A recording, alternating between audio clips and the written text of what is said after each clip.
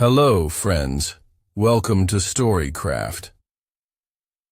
On this channel, you will enjoy world-top stories. Let's view the video. The richest man in the village who lived like a beggar. The mysterious old man at the edge of town. No one knew exactly when he arrived. One day, the shack at the very edge of the village, long abandoned and leaning like a tired man in the wind, had smoke curling from its crooked chimney. The children noticed first. They whispered stories about a ghost or a warlock who had returned to finish his curse. But it was no ghost. He was an old man, thin as a scarecrow, hunched over like the very weight of time pressed down on his back. His clothes were patched and stained, hanging loosely on his fragile frame. He wore a wide-brimmed hat pulled low, shielding most of his face, though a long gray beard spilled from beneath it like tangled silver thread. He walked with a limp and a cane that looked older than him, carved with strange symbols no one could quite understand. The villagers called him Old Joran, but not because that was his name. No one knew that either. He never said much, only nodded or gave a grunt if someone greeted him. Children dared each other to follow him, but he never strayed far from the edge of the forest and never let anyone get too close. He always returned to his shack, closing the rickety wooden door with a thud that echoed strangely, like a secret slamming shut. He scavenged through the market at odd hours, never buying anything, just watching, eyes sharp, and calculating beneath that shadowed hat. Sometimes he would barter for scraps, a stale loaf of bread or half-rotted fruit, always paying with strange coins no one could identify. Some said they were ancient, some said they were cursed. The blacksmith swore he once saw one of the coins, up close. "It had markings I ain't never seen," he told the baker over drinks one night. "Not from this land.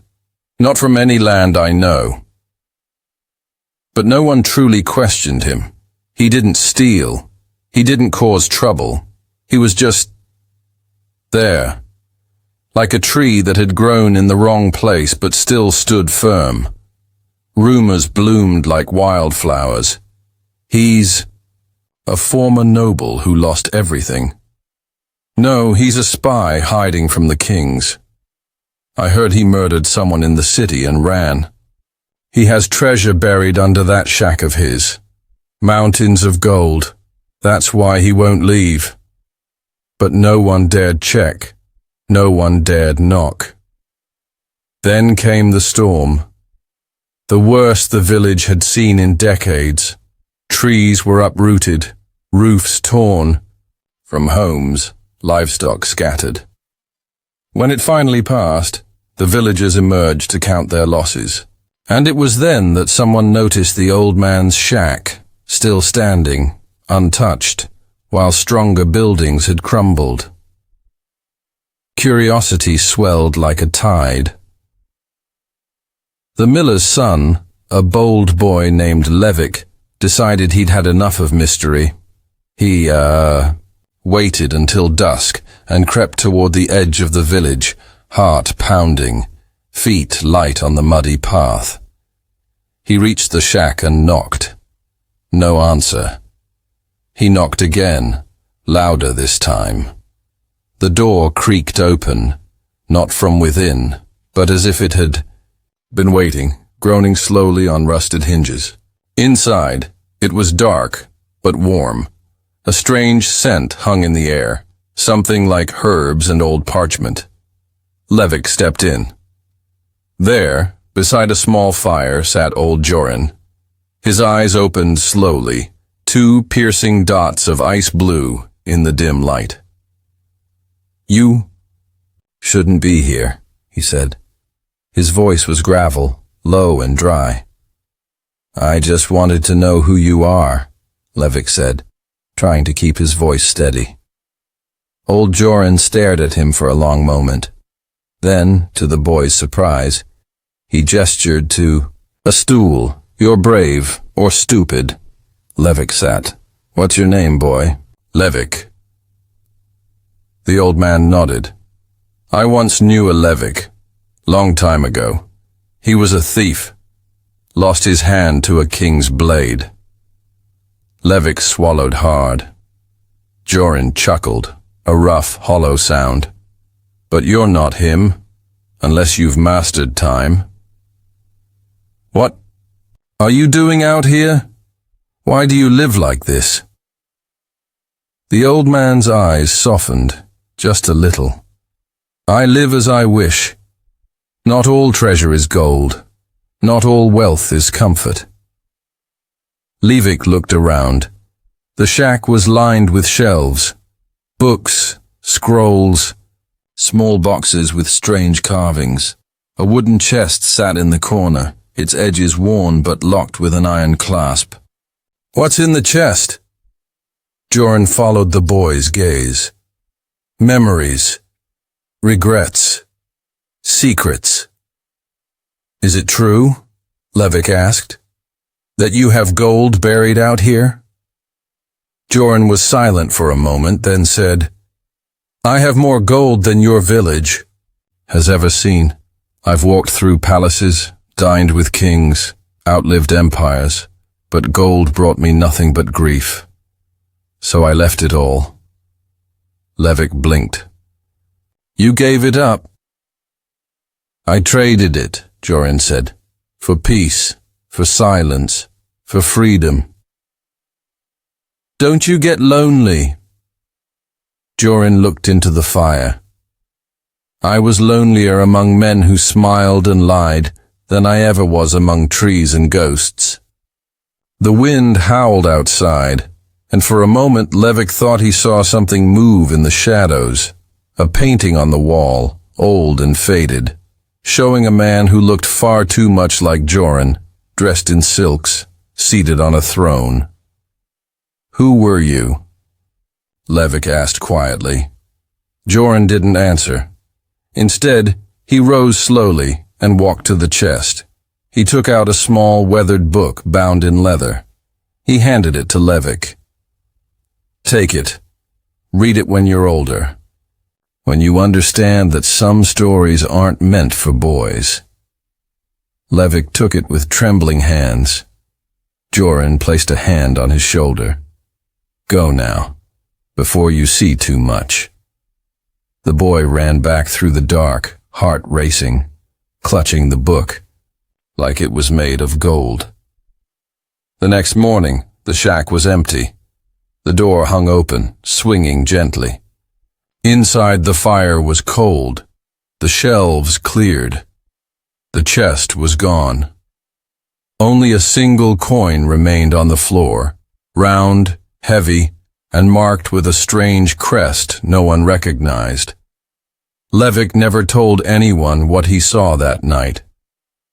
He hid the book beneath a loose stone in his floor, and sometimes, late at night, he'd take it out and read a single page, then put it away again. As the years passed, he became a man, then a leader in the village. But he never forgot the old man at the edge of town, or the strange wisdom in his eyes. And though no one ever saw old Joran again, the whispers never stopped. Because sometimes on stormy nights villagers swore they saw a flicker of light deep in the woods, and heard the slow, steady tap of a cane against the forest floor. Whispers of gold and rags, years passed, and the memory of old Joran became a tale parents told to their children, not to scare them, but to spark their wonder.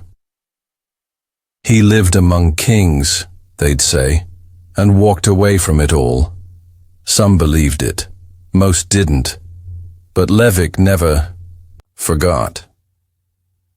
He still had the book. Its cover had grown more brittle, its pages yellowed with time, but the ink inside remained sharp, as if the words refused to fade. It wasn't written in a common tongue. The script curled and twisted like vines, ancient and strange. But over time, Levick began to understand it, not by studying, but by instinct, as though the book wanted him to know. It spoke of empires, long buried beneath sand and snow, of vaults deep beneath mountains, of men who ruled with gold, and of the curses they brought upon themselves. Some pages read like confessionals, others like warnings. One passage he read over and over. The weight of gold is light in hand but heavy on the soul. I have seen men become monsters in pursuit of it. I have seen kingdoms rot from within while their vaults overflowed. Levick became obsessed, not with the treasure but the story. Who was this man truly? And why had he chosen a life of rags when he could have lived in riches? The Whispers returned to the village one winter, after a strange merchant arrived. He was tall and thin, with sharp eyes and a silk scarf around his neck, even in the cold. He came with no cart, no goods, only stories. He claimed to have traveled from the eastern wastes, beyond the blackened cliffs, beyond even the maps that hung in the mayor's hall. At the tavern, he spoke of a legend, a man called the Silent Crown, a shadowy figure from the old days, known for amassing a treasure so vast it could buy and sell nations. But one day he vanished. Some said he was betrayed, others believed he had grown tired of power. He gave it all away, the merchant said, eyes glinting, not for love, not for peace, but to hide something, a secret more valuable than any crown. The villagers leaned in closer. They say he walks still, in plain sight, dressed in rags, watching, waiting, protecting whatever it is he left behind. Levick's heart raced.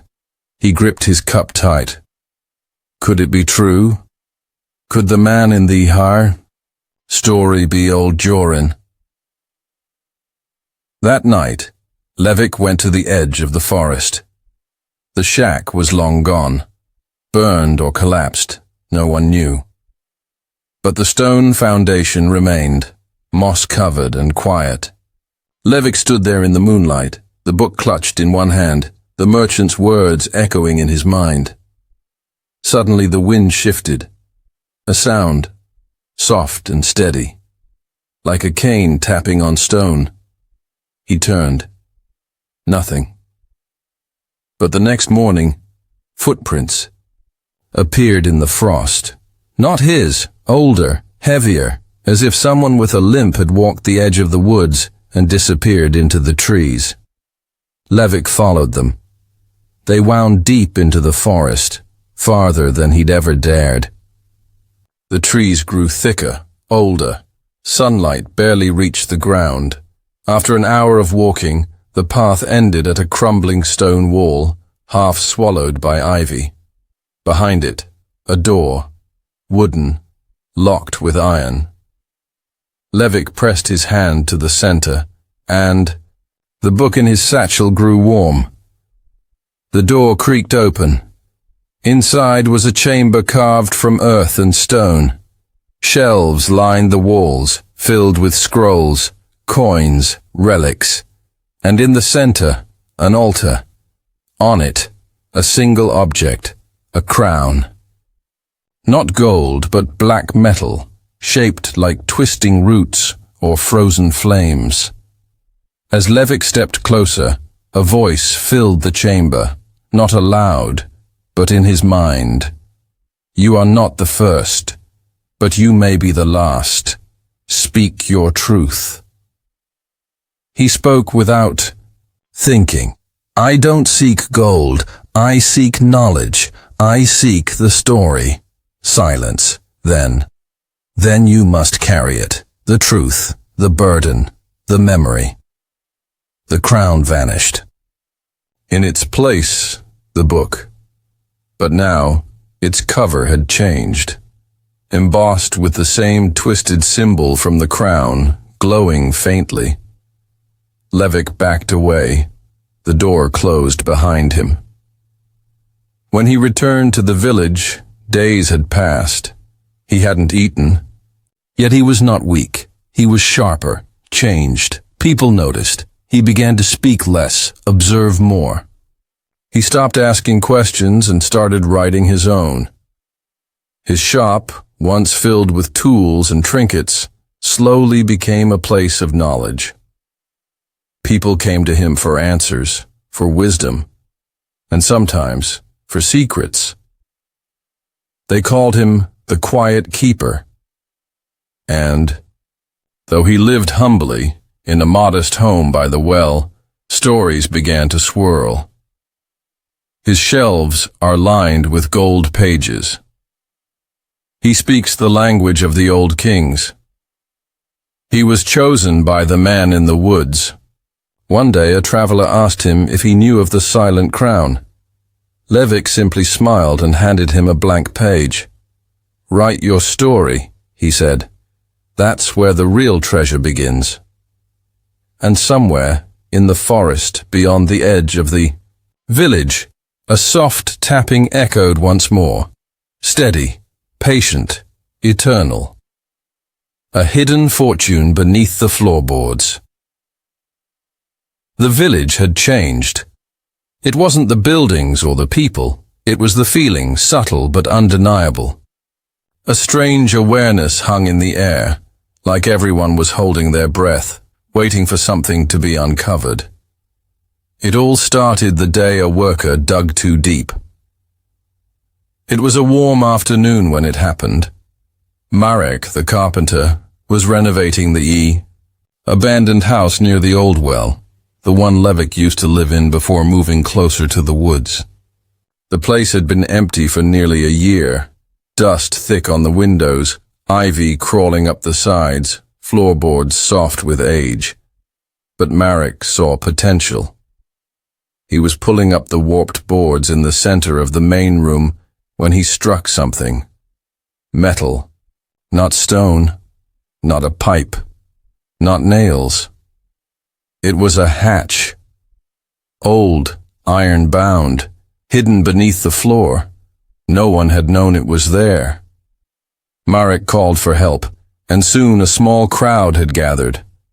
The hatch groaned as it opened, revealing a narrow tunnel carved deep into the earth, the walls reinforced with thick beams, surprisingly well preserved. Levick arrived just as they were lighting torches.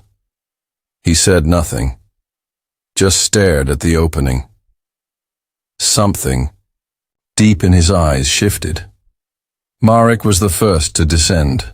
The tunnel twisted and dropped for nearly 20 feet before leveling out. The air was stale but not rotten, as though it hadn't been touched in years, but hadn't been abandoned either. They reached a chamber at the end. Square. Quiet. And there, beneath the earth, was the fortune. Crates of coins stacked like bricks, jewels wrapped in faded cloth, scrolls sealed with wax symbols long forgotten, figurines of obsidian and gold. A mural covered one wall, faded but clear enough. It showed a man standing above a city on fire, holding the same black crown Levick had once seen. But no throne, no guards, just the man and the fire. Marek gasped. Others whispered prayers. One woman fainted, and Levick stood still, his face unreadable. He knew this wasn't just treasure, it was legacy. The mayor ordered the area sealed until it could be secured. Scholars were brought in from neighboring towns. The artifacts were examined, weighed, documented. But no one could trace their origin, not to any known kingdom, not to any known language. That's when the questions began.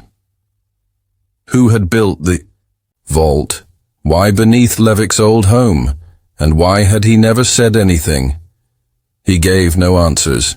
He only watched, Some villagers whispered that he knew more than he let on, that perhaps he had placed the fortune there himself. But that made no sense. He had lived modestly his entire life. Never once had he shown signs of wealth. His clothing, his home, his manner, everything about him spoke of simplicity. Yet there were clues. Old ones. A boy named Callan remembered something. How, years ago, he had peeked through Levik's window and seen him bent over a strange book, writing feverishly by candlelight. He'd told his friends then, but no one had cared. Now they remembered. Others recalled how Levik always seemed to know things he shouldn't, when storms would come, when travelers would arrive, when secrets were about to surface. The unease grew. Not fear. Not yet. But something close. Then, a visitor arrived. She came cloaked in gray, riding a pale horse. Her hair was white as snow, her eyes sharp as broken glass. She didn't ask questions. She only spoke to Levik. They sat in silence at the edge of the well. Hours passed. No one dared interrupt. When she left behind a symbol, a coin embedded in the door of Levik's shop. The same twisted crest that had been on the crown, the same one carved into the wall of the underground chamber. After that, Levik stopped opening the shop. He was seen less and less. But when he was seen, his presence felt heavier, like he was becoming something more than a man. Or perhaps remembering what he once had been. Then, one morning, the treasure was gone. Every coin, every gem, every scroll, the entire underground vault, empty, no signs of theft. No damage, just vanished. And Levik, gone too. His home was undisturbed, his book missing. The only thing left behind was a note pinned to the door with an iron nail. It read, "To those who chase gold, beware what it costs. To those who protect truth, remember what must be hidden." That night, the stars seemed brighter, and for the first time in a century, the crows did not return to the trees at the edge of the forest.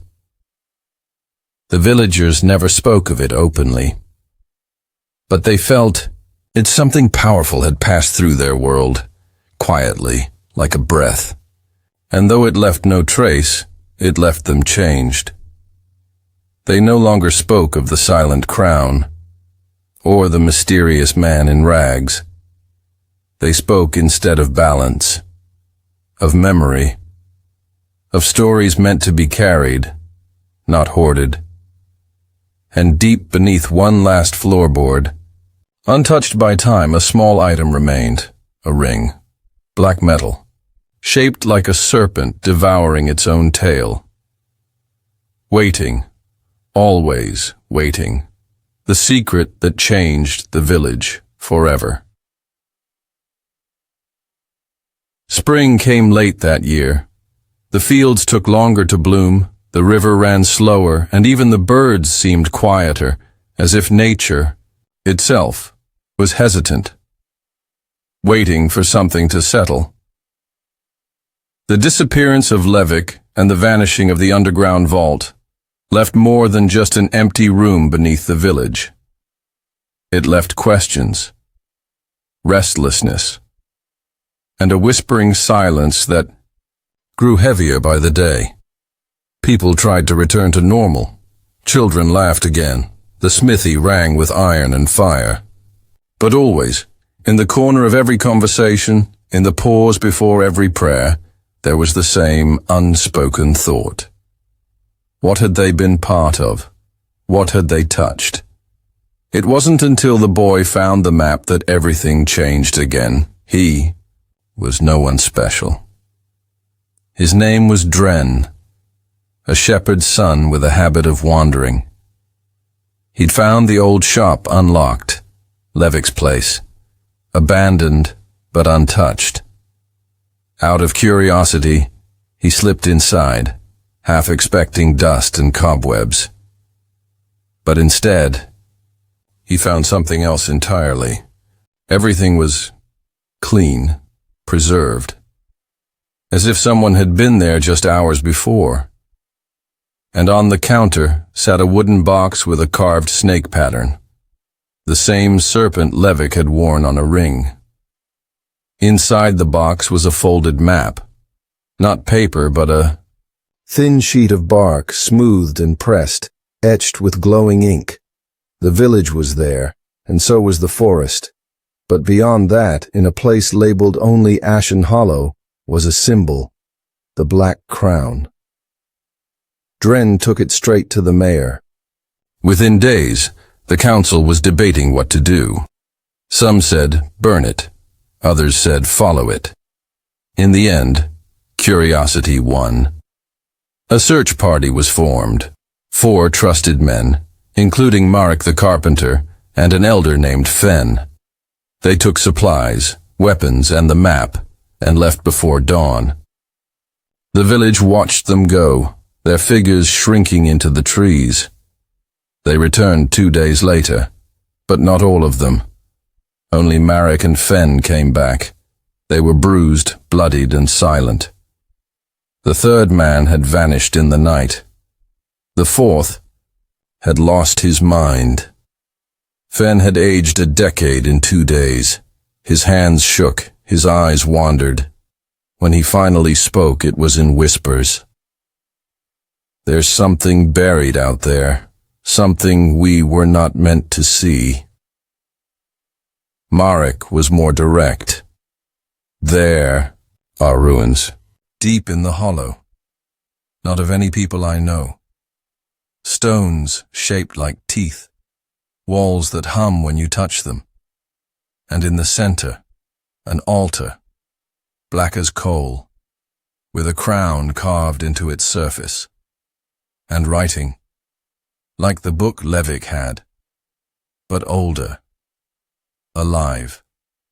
The village stirred with unease. What had Levik protected? Or worse, what had he awakened? That night, the sky turned red at the horizon, just for a moment, just long enough for every villager to stop what they were doing and look up. The children cried, the elders muttered forgotten prayers, and the winds shifted, bringing with them the sound of something distant, like voices speaking all at once, too far to understand, too close to ignore. The mayor declared the hollow off limits. But some didn't listen. Treasure hunters arrived, outsiders, people who had heard whispers of the man who walked away from gold, of the vault that vanished, of the crown of secrets. They offered money, supplies, even threats. The villagers refused. But late one night, 3 of the strangers disappeared into the forest, armed with torches, maps, and greed. They were never seen again. Only the torches were found, days later, burned out, and stuck in the ground in a perfect circle, near the entrance to the hollow. The village grew silent once more. And then, one morning, something impossible happened. Levik returned. He walked into the village as if he had never left, cloaked in black, thinner, older, but unmistakably him. He spoke to no one. He walked straight to the well and sat on its edge, just like he had the day the woman visited. The villagers gathered, keeping their distance. He finally stood and addressed them. His voice was calm, steady, but carried a weight like thunder behind a closed door. There is a story buried beneath our feet. It was never meant to be found. It was meant to be remembered. He raised his hand, showing them the black ring once more. I was chosen to keep the secret, but secrets don't stay buried forever. Now you all carry it too. Someone shouted, asking what was in the hollow. Levick didn't answer. Instead, he pulled a book from beneath his cloak, the same book he'd once given to a boy long ago. It had changed. It pulsed faintly in the fading light, its cover now marked with the serpent and crown bound in metal and bark. He placed it at the base of the well. Every 100 years, he said softly, the story wakes and chooses again. He looked out at the crowd, his eyes meeting theirs, not with fear or anger, but a deep, ancient sadness. I won't be here when it does. And just like that, he walked away. Into the woods, into the mist, into legend. No one followed. No one dared. And when the villagers opened the book the next day, its pages had rewritten themselves. This time, it told their story, line by line, name by name, even things no one had ever spoken aloud. And at the very end, a new page appeared. Blank. Waiting. The price. He paid for a life of secrets. Years passed. The village changed again, quietly, almost unnoticeably, like a tide slowly pulling away from the shore. The well where Levick had last stood became something of a shrine. Children no longer tossed pebbles in for luck. Instead, they left feathers, folded papers, and tiny rings carved from bark. The black book remained, locked in a glass case inside the town hall, its blank page untouched, still waiting. No one had dared write on, and they knew better now. The memory of Levick lingered, not just in stories, but in the way people behaved, quieter, more thoughtful. Greed had become something to be pitied, not praised. The village had no treasure anymore, but it had something far more powerful, a secret it chose to guard. But secrets, like soil, shift over time. And one summer evening, a man arrived. Not a traveler, not a merchant, a historian. He wore round spectacles, a polished coat, and carried books wrapped in waxed cloth. He called himself Aldrin and claimed to be researching the lost kingdoms of the north. He had heard rumors of black crowns, vanishing vaults, and a village built above bones. The villagers said nothing, smiled politely, offered him food, shelter, directions to more exciting towns. But Aldrin stayed. He visited the well. He stared at the book through the glass. He lingered near the forest's edge as if waiting for something to return. One night, he disappeared into the woods. He returned with a broken compass, torn clothes, and a single sentence. He was never meant to carry it alone. No one knew what he meant, but it shook the elders deeply. And days later, something happened that hadn't occurred in decades. The black book wrote a new line, not from a pen, not from a hand. The ink appeared on its own, slowly, as if bleeding. Through time. What is hidden protects. What is remembered preserves. What is told costs. And beneath it, one final passage appeared, written not in the book's strange curling language, but in plain script. It told the story of Levick's final walk, Not just the one through the woods, but the one that came after. It spoke of a place deeper than the hollow, where no man was meant to tread, where time folded and memory turned to weight, where the secrets of old empires bled into the earth and became roots, and those who walked among them became part of the soil. It described how Levick had reached a stone gate, black and humming, with ancient sorrow, how he had offered the ring, and how the gate had asked him, "Do you carry their memories?" He had answered, "I carry more than they ever knew." And the gate had replied, "Then you shall not return, not as a man, not as a voice, only as a warning." And so Levick passed into the place where truth waits, the vault of all that was, as the book now called it. A place where kings, liars, poets, and fools all left the same behind, weightless gold and stories heavier than mountains. That was the price, not the gold, not the crown, but the burden of remembering what others chose to forget. He had lived like a beggar not because he was hiding wealth, but because he was guarding a truth too dangerous to spend. A truth that devoured, one that had nearly consumed him. In the end, the villagers understood. He had never been poor. He had been rich, beyond imagining, in memory, in suffering, in silence. He had chosen it. Every ragged coat, every sleepless night, every step through mud instead of marble, because to forget would have been easier, but to protect was necessary, and that was what made him the richest man in the village, not his vault, not his knowledge, but the life he sacrificed for a story only he was brave enough to carry, and now it was theirs. The final line in the book faded over time, but one sentence never did.